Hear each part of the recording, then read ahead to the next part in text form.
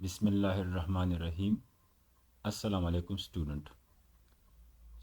आज हम डिस्कस करेंगे what is radioactive dating and how we find the age of the earth.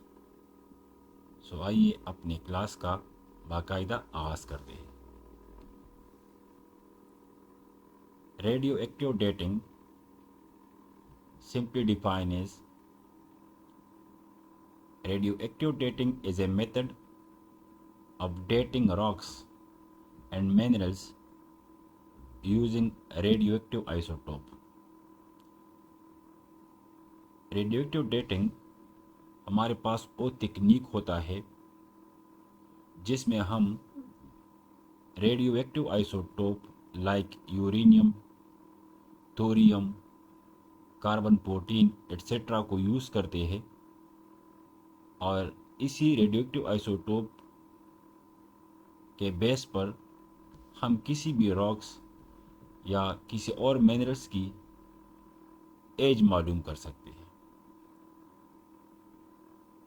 So how to find the age of the earth by using radioactive isotopes।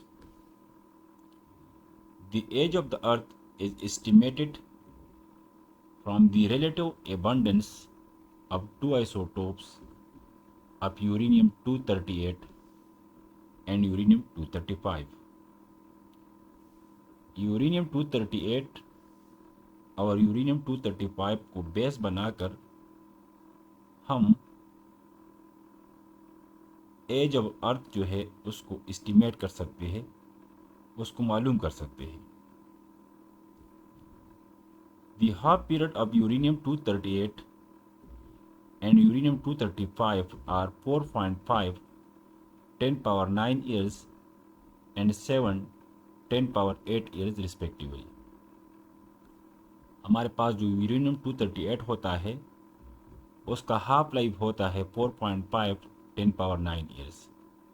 इसका simple मतलब ये है, अगर हमारे पास यूरेनियम-238 की मिसाल के तौर पर हमारे पास 1000 न्यूक्लियाई हो तो इतने सालों बाद जो है ये 1000 न्यूक्लियाई का 500 न्यूक्लियाई किसी और आइसोटोप में, रेडियोएक्टिव आइसोटोप में कन्वर्ट हो जाएगा और 500 न्यूक्लियाई यूरेनियम-238 जो है हमारे पास बाकी रह जाएगा।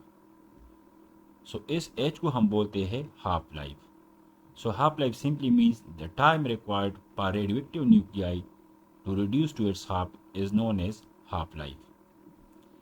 Assume that at the beginning of the earth was formed, the proportion of the two isotopes were equal। यहाँ पर हमने एक एग्जाम्पशन को यूज़ किया कि हमारे पास जब अर्थ की पहली दफ़ा इसकी बर्थ हुई तो इसके में जो हमारे पास यूरेनियम-238 था और यूरेनियम-235 इसका इक्वल अमाउंट था।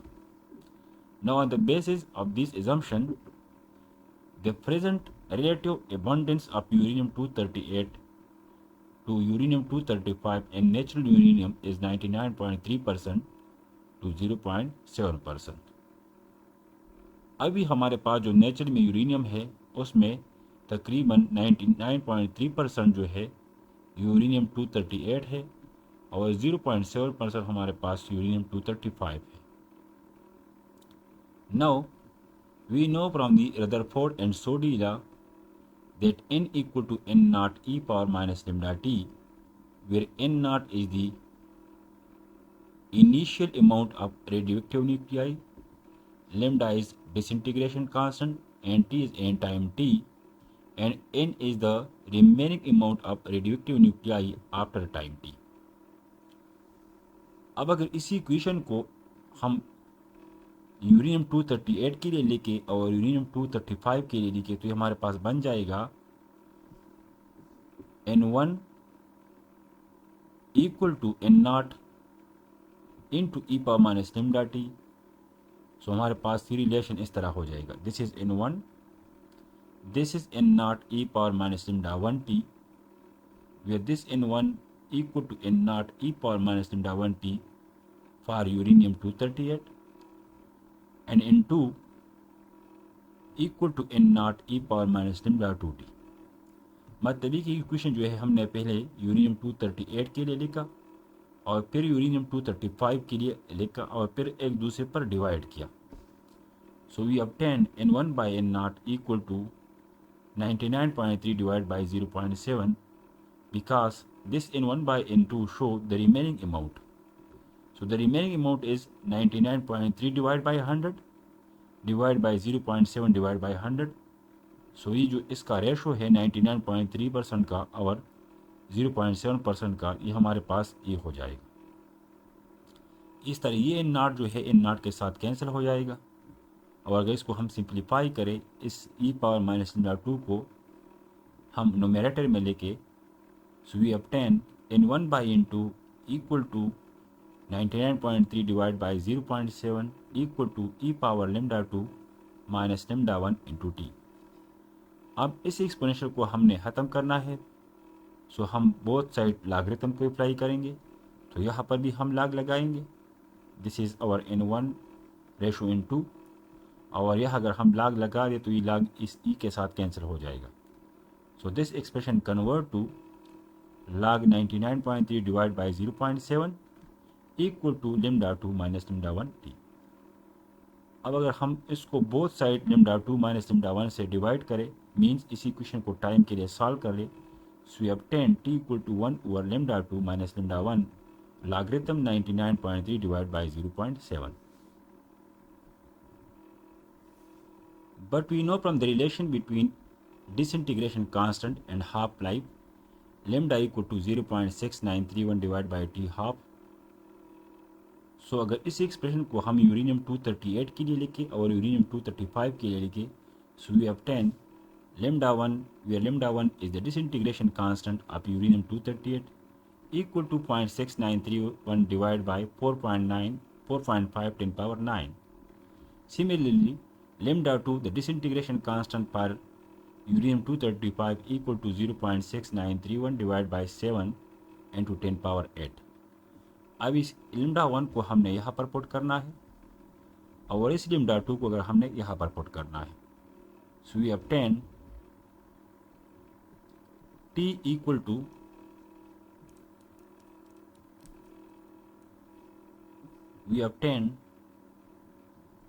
t equal to 1 over 0.6931 divided by 7 10 power 8 minus 0.6931 divided by 4.5 10 power 9 logarithm 99.3 divided by 0.7. अब अगर इसी को हम सॉल्व करें, so we obtain t equal to 5.93 10 power 9 years.